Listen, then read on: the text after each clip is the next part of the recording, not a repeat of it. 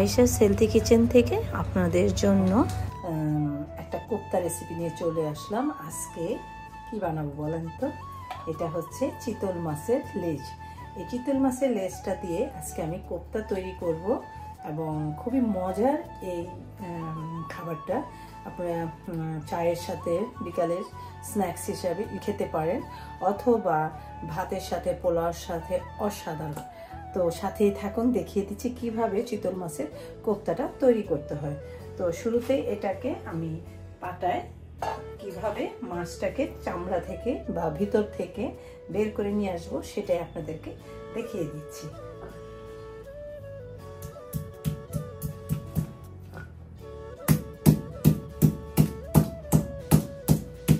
দেখুন মাছগুলো কিন্তু অটোমেটিক্যালি একদম সুন্দরভাবে বের হয়ে আসছে ভিতর থেকে।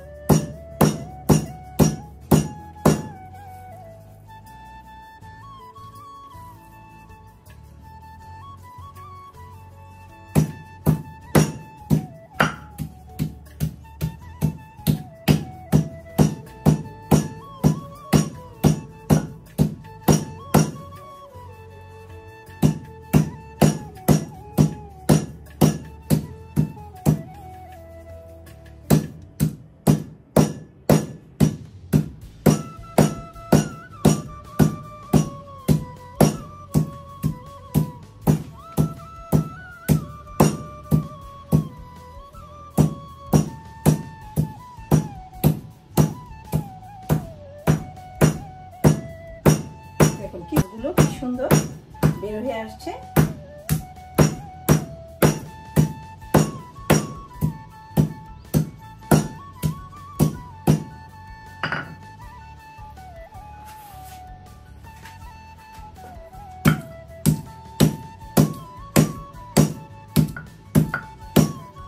এখানে এভাবে কিনারটা থেতো করে নেওয়ার ফলে দেখুন চামড়াটা কিন্তু আলাদা হয়ে এসেছে। এই যে এখান দিয়ে এখানে কিন্তু সাইডটা একটু থেতো করে নিতে হবে, তারপর এভাবে করে নিতে হবে।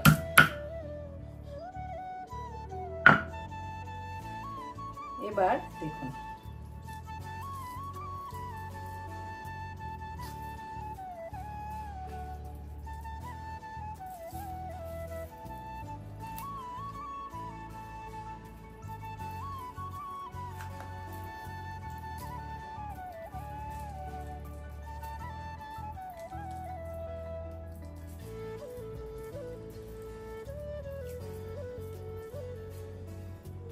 আরো থেতো করে নিতে হবে।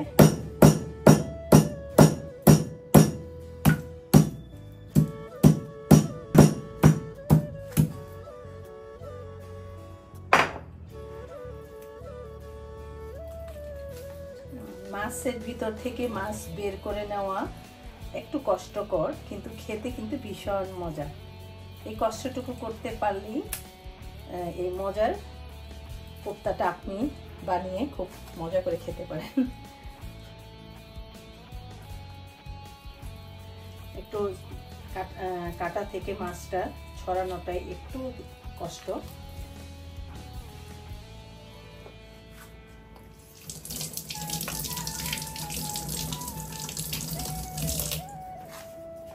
একটা বাটি নিয়ে আসি, একটা বাটিতে তুলে নিলে একটু বেটার হয়।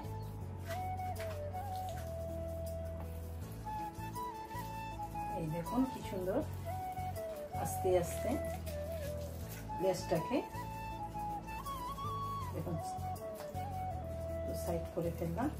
আর এখানে যে কাঁটাগুলো থেকে মাছ তুলে নিতে হবে এইভাবে।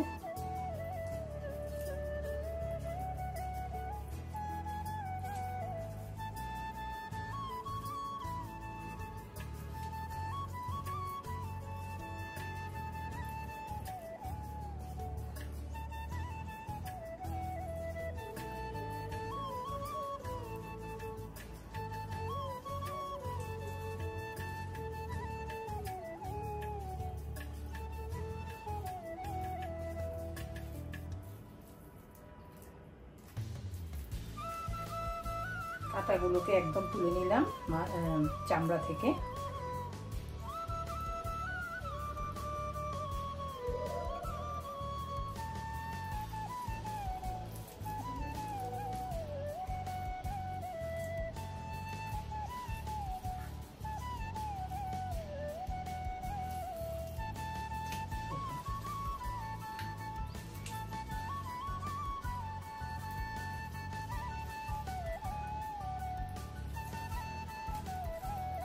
আমি একটা চামচের সাহায্যে মাছগুলোকে চামড়া থেকে তুলে নিব।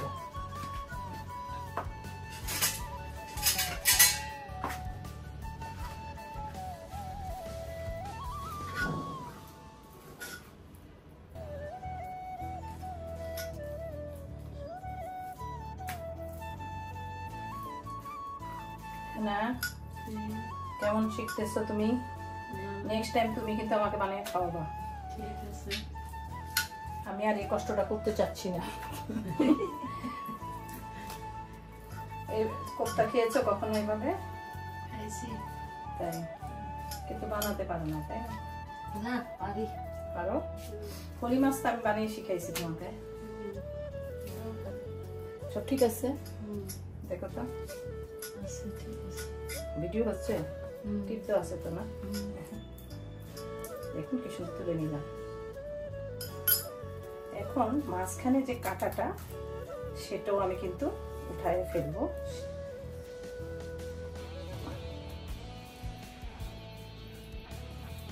এই যে এখানে একটা শির আছে, এটাকে এখন তুলে নেব।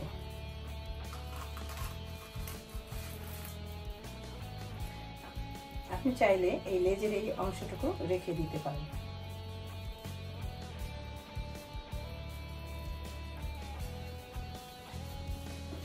হ্যাঁ না, এটা কেটে দাও তোমাকে, আমি এটা কেটে ফেলি একটু। লেজটা রাখতে চাচ্ছি আমি।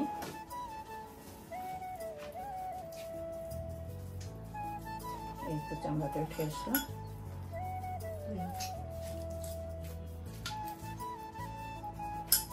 মাছ কাটার কেচি কোথায়?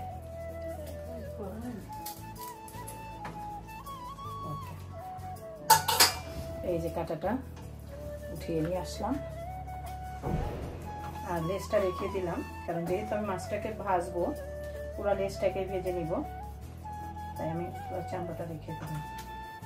হয়ে গেল। যাই হোক, এখন মাছের প্রসেসিং এর পালা।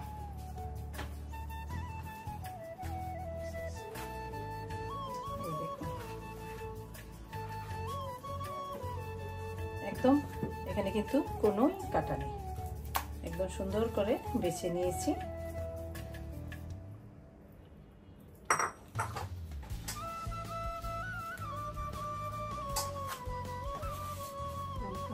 এখানে নিয়ে নিচ্ছি পেঁয়াজ পরিমাণ মতো,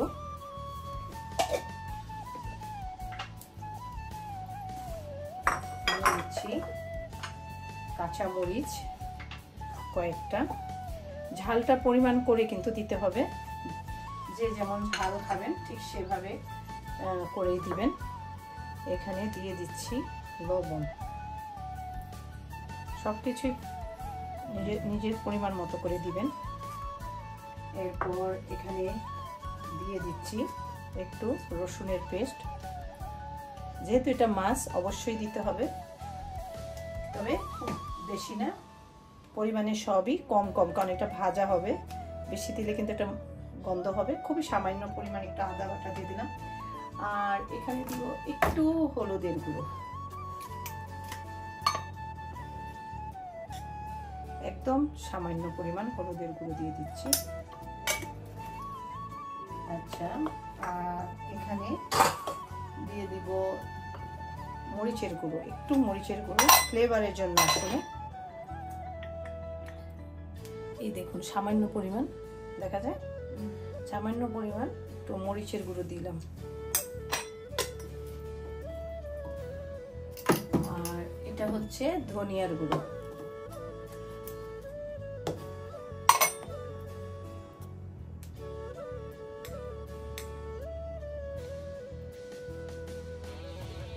ধনিয়াটা হাফ টিস্পুন দিয়ে দিলাম।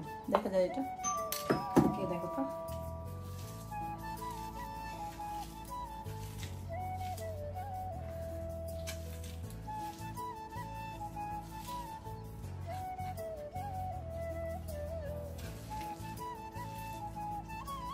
এভাবে খুব সুন্দর করে মাখিয়ে নিতে হবে। দিয়ে দিব কিছুটা ধনিয়া পাতা, সামান্য পরিমাণ ধনিয়া পাতা দিব।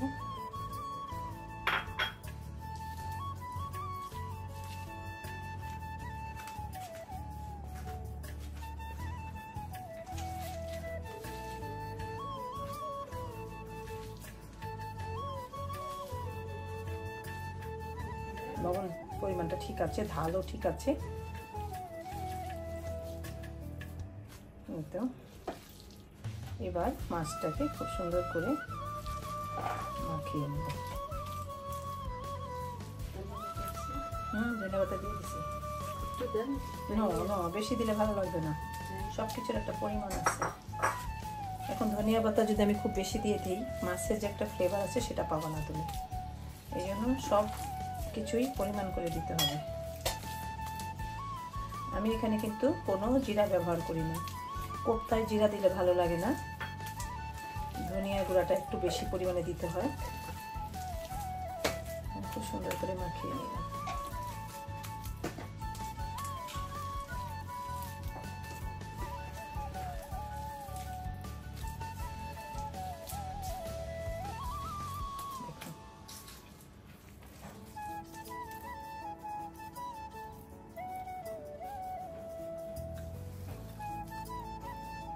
ঝাল এবং লবণ দুইটাই একদম পারফেক্ট আছে।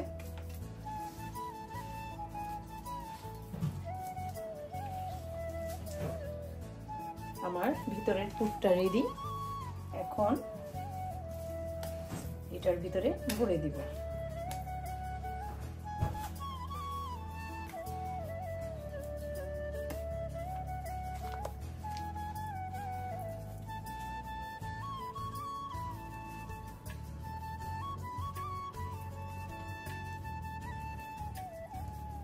এখানে একটা কাটা আছে, চাইলে ফেলে দেওয়া যায়।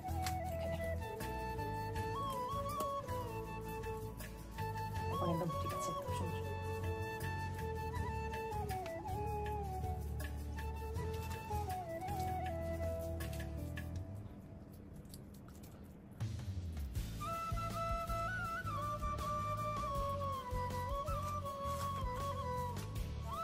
এবার এটাকে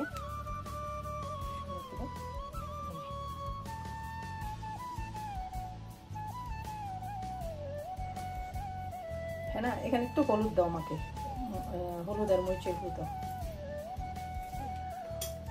একটু হালকা হলুদ মাখিয়ে দিলাম, মরিচের গুঁড়ো,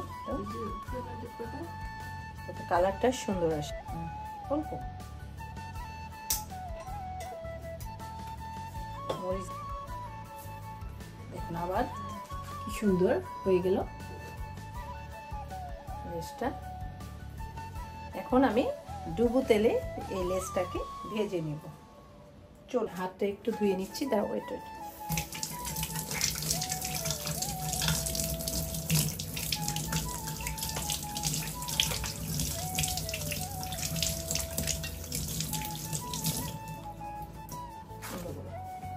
এখন আমি মাছটাকে ভেজে নিব। ফ্রাই প্যান চুলায় বসিয়ে দিলাম।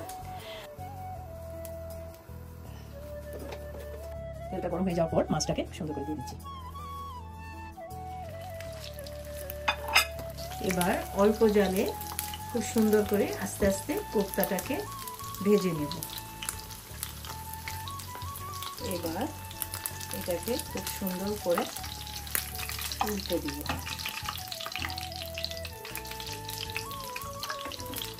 কি সুন্দর ভাজা হয়ে গেল।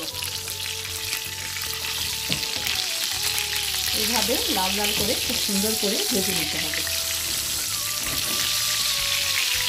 একটা প্লেটে তুলে নিচ্ছি।